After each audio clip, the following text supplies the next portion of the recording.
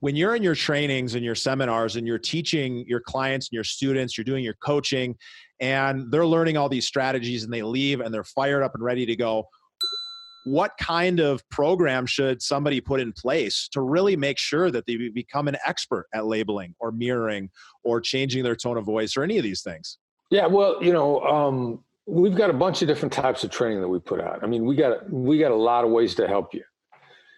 A lot of it is free. We got a newsletter that we put out. We got the book. Masterclass is very affordable. And when you're ready, to really get sharp, then come to one of our trainings.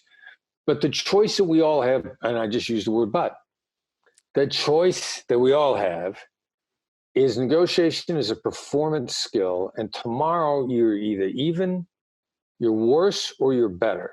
Now, it actually takes some effort just to stay even. It's like putting a rocket ship into outer space, into orbit.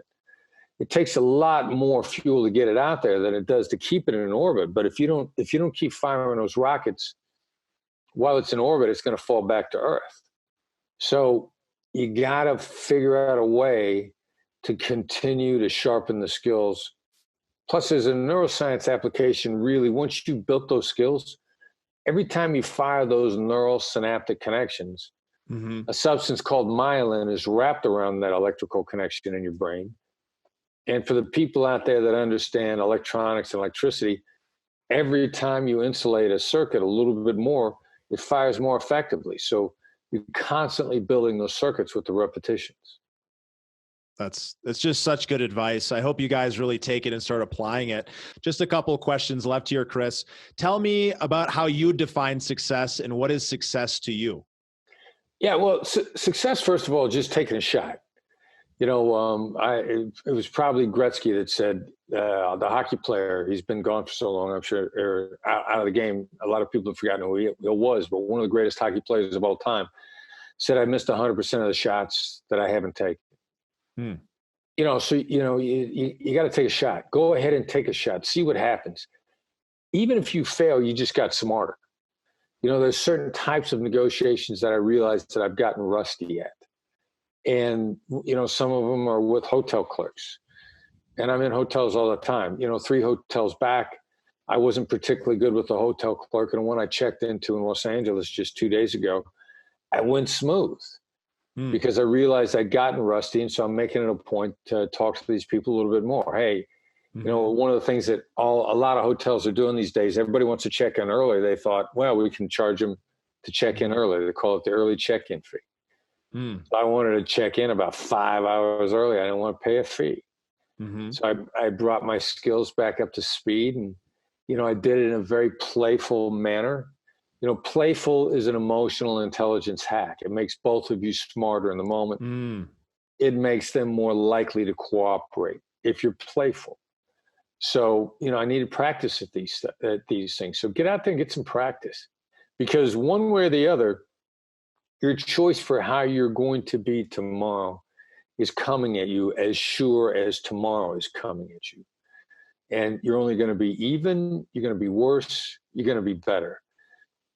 No effort only leaves you worse. Just to stay even, you got to get some practice in. I love that. Go out and practice. And so on that note, what are some of the keystone habits, the things that you do on a daily or weekly basis to help you stay on top of your game in negotiation, or maybe some habits that you're doing just in your normal life? Yeah, well, if you make it a point to smile when you say hello to somebody, you're triggering chemical reactions in your brain. The mere act of smiling connects to your mirror neurons, and it releases really small hits of dopamine, serotonin, and oxytocin. All of these things give you more mental agility. You can force a smile on your face and give yourself a small hit of dopamine. So every time you smile, you make yourself a little bit sharper. The other person feels it. They don't just hear it. They feel it and they react to it. They get a little bit of hit too, and so you're off to the races just by smiling appropriately when you start out. And it takes practice, because we're actually wired to be negative. So you've got to practice. I saw an analogy the other day that said, just because I bathed today doesn't mean I don't got to bathe again tomorrow. You know, we're negative, our skills are going to deteriorate. You got to stay, do your repetitions in a positive frame of mind. Same way you got to wash your hands every day. You got to take a shower every day. Whatever you do to stay clean. Just because you did it yesterday doesn't mean you don't have to do it again today. I love that. I love that. That's powerful. So we've made it to the growth rapid fire round where the questions are quick. Hold on. The answers don't need to be. Buckle up. What's a book that's impacted your life the most, or one you're excited about right now? The Rise of Superman by Stephen Kotler. It has had a massive impact and opened my thinking in so many different ways in terms of human performance. I've read several other books as a result of reading that were by Kotler. It also got me interested in a lot of other stuff, very much related. The Rise of Superman is a great book. We'll have to add that to the reading list. So from an inspiration standpoint, talk to me about mentors and how do you look at going out and finding great mentors in your life?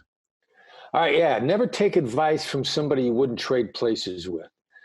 The way you get great mentors is finding someone whose success you want to emulate and then asking them some questions. Now, don't ever ask to pick their brain. You know, can I pick your brain is the phrase that they are going to react negatively to the same way a battered child is going to react to getting hit or getting hugged. They're going to pull back.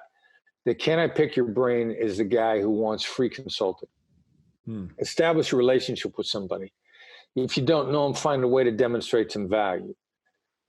If they got a book, give them a 5-star review. Give them something to start off with that would be really easy for you to give, but it shows that, you're not just a taker. You're willing to give a little first. And then, ask, how did you become successful? What are you doing? What's an insight that you have?